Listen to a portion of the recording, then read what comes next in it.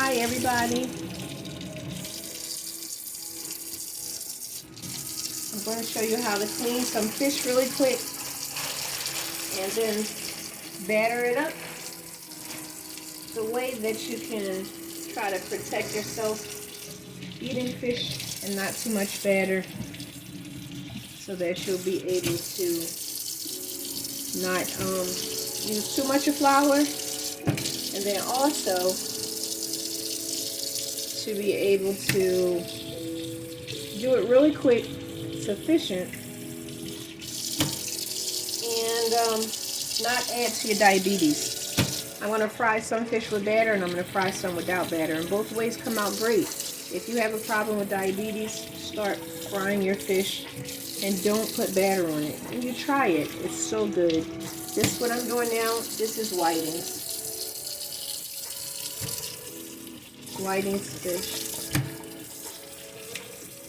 And it's wild caught. I know sometimes people feel like wild caught or farm raised is the same, but wild caught actually has swam in the ocean and it takes up different kind of minerals which our bodies need, and that's why wild caught is better than farm raised. If you are used to the farm raised and you feel good about that, that's okay. You can still cook this and fry it the same exact way.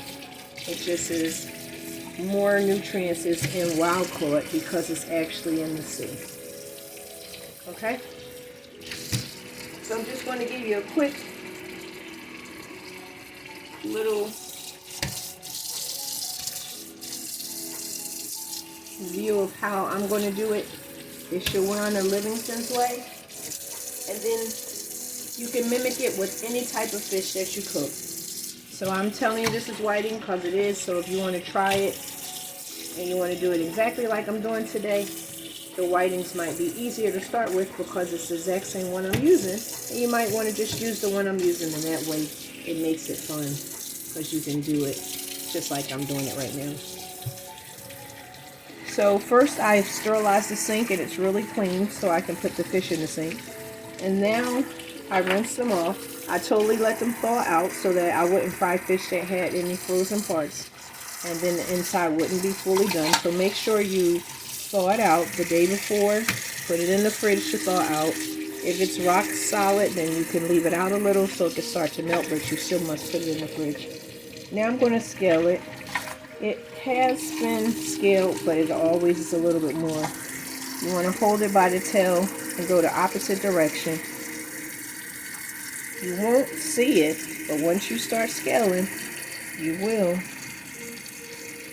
See that?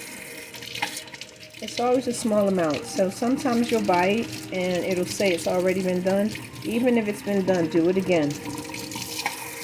It saves you from eating it once you fry it and then realizing it was a little bit left. So I'm still getting scales up. So always do this first. Always clean it. These are also deboned. I can still feel bones in some of them.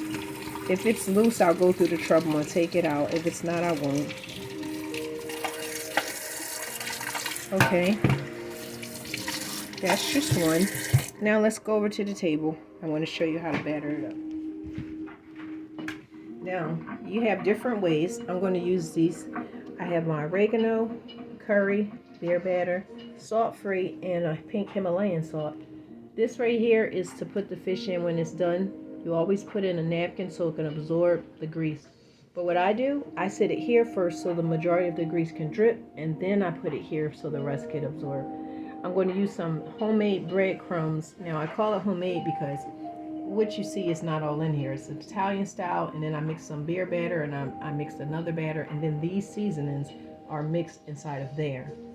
And that's where I make a signature flavor, okay? So I'm going to wash my hands so I can touch those. Just rinse them off, just to get some of that fish juice off. And I have this pot here I cleaned already.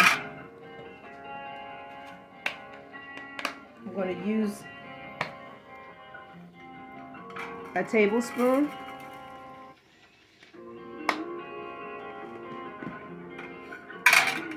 curry,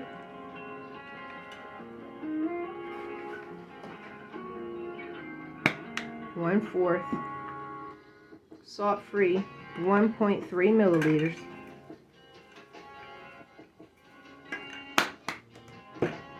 Himalayan salt 1.2 milliliters. And this is my mixture: Himalayan pink salt, black pepper, and garlic. I put the pink in there and some of the garlic, so it's not all of what you see. It is a mixture. Black pepper, that's a little more than 1.2 milliliters. Okay, so let's get my mix and you get to see it. I got basil in there, thyme, rosemary, everything.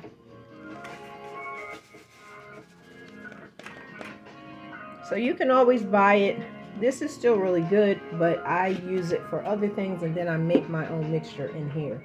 Now, the beer batter, it is going to give me that crispy layer. This one is heavier, this one is lighter. Okay? So now I'm going to mix it up.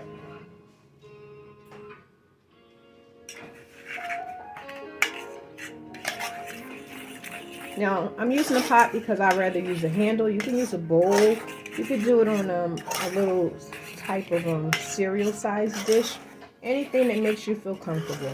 You can use a fork or spoon, and you can even use a knife, because the whole idea is to mix everything up. Okay?